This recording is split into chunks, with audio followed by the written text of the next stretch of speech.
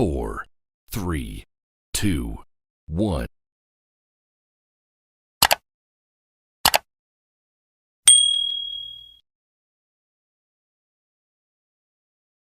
Boleh GSP katanya ya, ini ada video Mbah Amin Rais mengatakan katanya Pak Jokowi itu menginjak-injak konstitusi.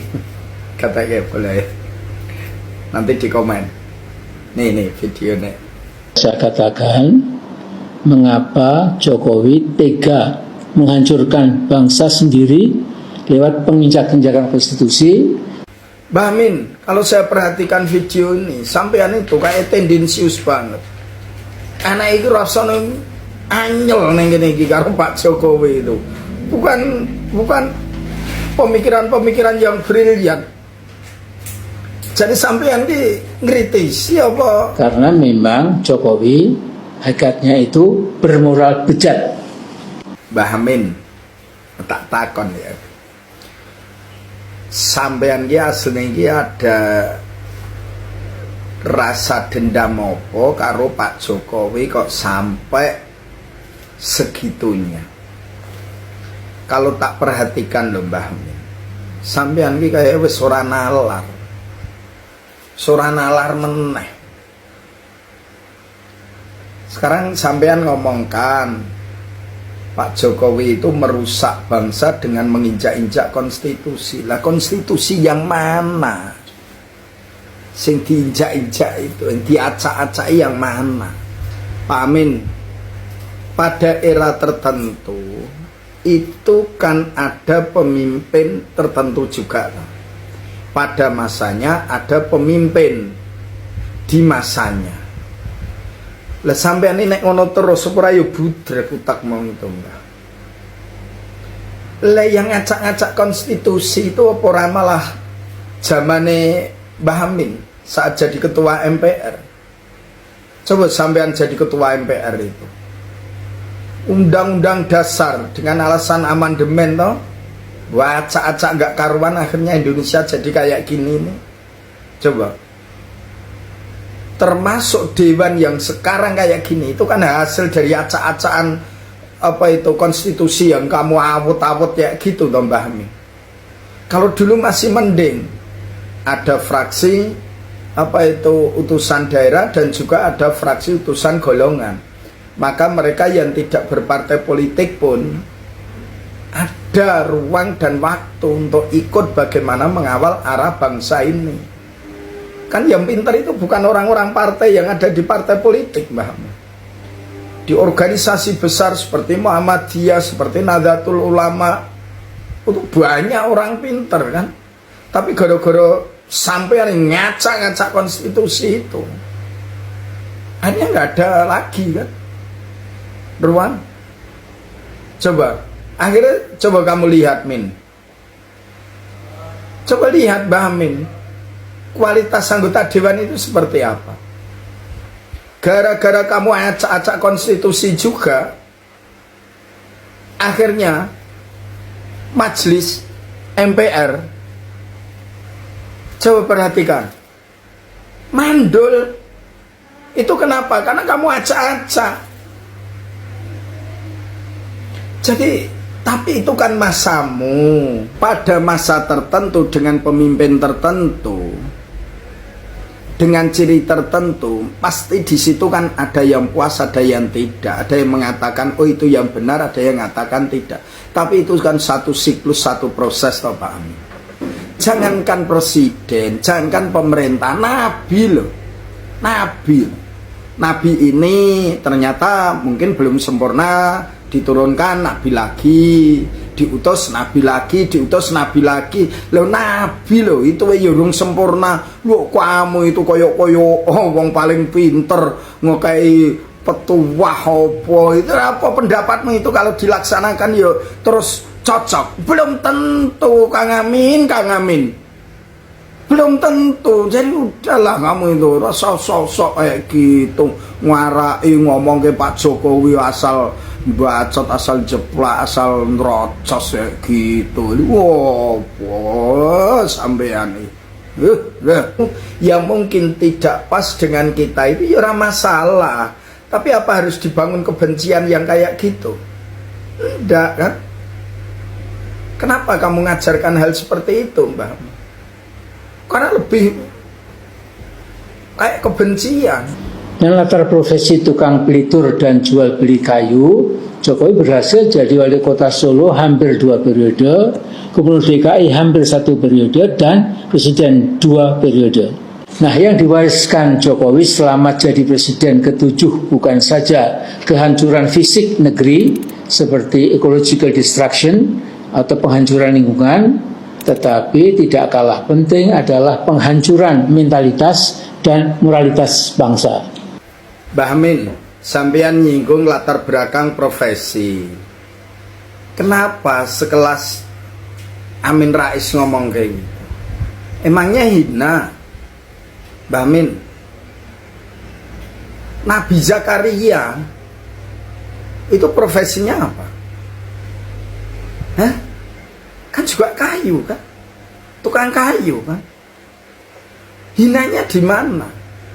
Kalau mereka itu oleh Allah diangkat derajatnya, walaupun tukang pelitur kayu diangkat derajatnya oleh Allah menjadi wali kota hampir 2 periode, jadi gubernur hampir 1 periode, jadi di presiden 2 periode, salahnya di mana? Qulillahumma malikal mulki itu timul kamantasya kan? Di mana salahnya? Itu justru kamu itu memperlihatkan hatimu itu kotor, Mbah Amin. Seakan-akan nggak bisa menerima. Lah aku loh yang profesor dari Amerika malah nggak bisa jadi. Kan itu akhirnya. Mbah, nggak berbobot belas sampean, Mbah Amin. Sampean ngomongkan Pak Jokowi mengabaikan nilai-nilai demokrasi. Mengabaikan nilai-nilai demokrasi dan politik pecah belah bangsa sendiri. Sekarang Mbah Amin, sampean mengatakan Pak Jokowi mengabaikan nilai-nilai demokrasi dan mengadu domba anak bangsa. Nah ini Mbah Amin ini ngelihatnya ini ngendi? Saya mbok ingeti apa Mbah Amin? Mbah Amin, Pak Jokowi itu kan mengikuti proses perpolitikan di Indonesia itu kan on the track. Iyo daftar, iyo lewat partai, dan semua diikuti dengan wajar. Di mana nilai-nilai demokrasi yang diabaikan? Bahkan dukungan masyarakat begitu luasnya kepada Pak Jokowi. Lah kalau itu salah, sing bener gur Mbah Amin Rais, apa orang Indonesia semayoritas sebanyak ini yang merupakan mayoritas pemilih Pak Jokowi wis salah kabeh, sing bener gur Amin Rais sendiri. Lah itu kamu itu kan sudah wah, orang yang merasa paling benar, ngerti nggak? Kesombonganmu itu sudah tingkat tinggi, Bang. Sombong kamu kemas dalam bentuk seorang cendekiawan. Gak, saya tak tanya, yang bikinkan narasi sing kamu baca itu siapa, Pak? Ini beda dengan Amin Rais yang dulu, sangat beda. Dan saya nggak yakin kalau itu pemikiranmu sendiri. Wis ora sanggup sampeyan wis tuwek, ora sanggup. Itu ada orang yang bikinkan. Karena orang itu mau ngomong gak laku, sehingga pakai mulutmu, Mbah Amin. Karena masih pengen memanfaatkan sisa-sisa seorang Amin Rais. Tapi konyolnya narasi-narasi yang dibuat itu sampah bagiku. Nilai apa yang akan kita ambil dari narasi yang keluar dari sampean? Jadi politikus senior PDIP Perjuangan, Profesor Rohmin Dahuri, menjuluki Jokowi sebagai King of Big Liar, atau mungkin lebih tepat King of Big Lies. Sampean menggunakan rujukan Rohmin Dahuri. Lah itu kan saat jadi menteri yang ditahan gara-gara ngasih kamu uang berapa ratus juta ini. Hah? Iya kan? M. Rizal Fadilah, pakar hukum dan pemerintahan politik dan kebangsaan dari Bandung pada akhir Januari 2025 berargumen dengan jelas bahwa Jokowi terancam hukuman 12 tahun penjara. Terus kamu pakai rujukan Riza Fadila. Nah itu kan memang orang yang anti Jokowi. Coba kalau kamu itu memang benar-benar orang yang masih menjadi tokoh, pakailah standar itu yang imbang, sehingga bisa melek melihat ini. Saya justru malah khawatir kamu Mbah Amin itu sebenarnya yang terjebak dan terkotak, terkungkung gitu. Seakan-akan merasa yang paling benar, merasa yang paling pinter. Rujukan yang Mbok pilih itu seakan-akan tokoh-tokoh, ternyata itu oleh masyarakat Indonesia sudah dianggap pret. Nah sehingga yang keluar dari sampean itu sudah bukan lagi merupakan satu rujukan yang diharapkan anak bangsa ini. Enggak, Pak Amin. Karena yang keluar itu nilai-nilai kebencian. Terus apa yang tidak pas dengan Pak Amin atau yang membuatkan naskahmu itu dianggap yang paling benar, terus lainnya salah? Belum tentu. Karena bisa jadi yang kamu omongkan sepertinya itu benar, itu justru malah berbanding terbalik. Pak Jokowi yang tenang, yang diam, itu bisa jadi malah yang diangkat derajatnya oleh Allah Subhanahu wa Ta'ala. Kalau boleh usul, Pak Amin, sampean itu sudahlah, Mbah Amin, sudahlah, lenggono. Rujuk kamu itu sudah nggak ada yang makai. Siapa sih makai? Paling ya hanya sak circlemu. Kalau itu dipakai, yakinlah sampean itu sudah diambil oleh Pak Prabowo. Tapi kan enggak, no? Karena pemikiran-pemikiran Mbah Amin itu nggak bisa diterima masyarakat Indonesia. Mayoritas masyarakat ini nggak bisa menilai pola-pola pemikiranmu. Enggak. Dan itu terbukti. Kalau sampean mengatakan bisa menggerakkan reformasi, reformasi itu adalah punya musuh tunggal Orde Baru. Apa sampean yang menggerakkan? Kan akhirnya terbukti setelah reformasi selesai menggulingkan Pak Harto Orde Baru, berapa yang ikut sampean? Sautil toh, sautil, karena semua sudah kembali kepada ininya masing-masing, sudah kembali kepada rumahnya masing-masing. Lah Amin Rais mana pendukungnya? Saupli, nyalon presiden kalah kamu, kalahkan pasangan dengan Suswono. Amin Rais, penggerak reformasi, nyalon presiden, kalah. Berarti kan bukan kamu penggerak reformasinya. Kalah. Berapa yang milih kamu, Pak Amin? Iya kan? Nah setelah itu pemilihan lagi. Siapa yang didukung Amin Rais, kalah terus.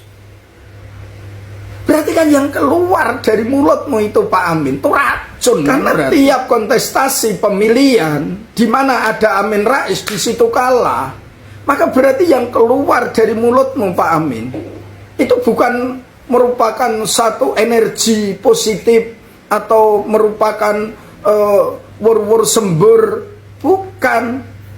Tapi itu racun yang melemahkan dan mematikan. Beda Pak Amin Rais sekarang dengan kamu dulu saat masih muda, zaman reformasi. Zaman reformasi akhirnya kan semua terungkap.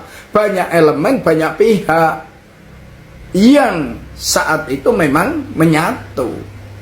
Bukan kamu Pak Amin. Sudahlah Pak Amin, ngelenggono wae.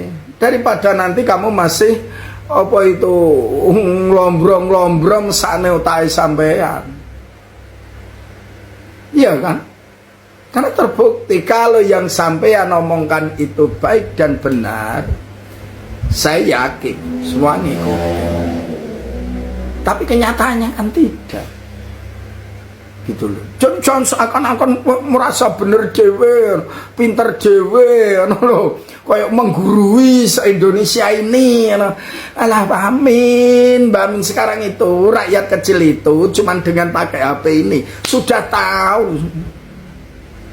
Kamu wis ora usah sosok koyok nguliai minteri itu. Kalau dulu iya zaman 98, 96, 93 itu iya akses informasi masih sulit. Lah kalau sekarang sampean ngomong kayak gitu kan malah harga dirimu itu malah drop.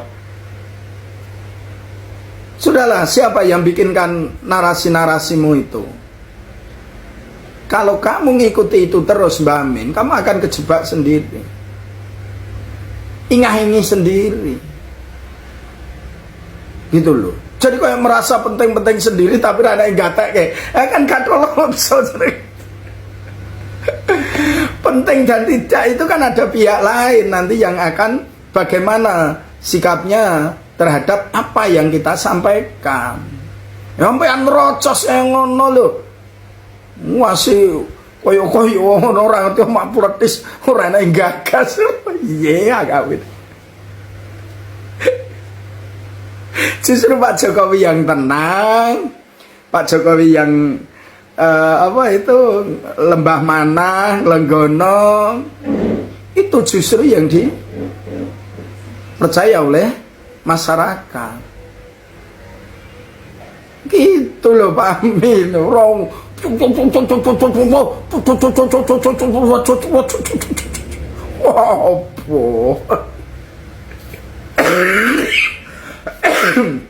Oke, follow, tetap semangat, mantap, yeah.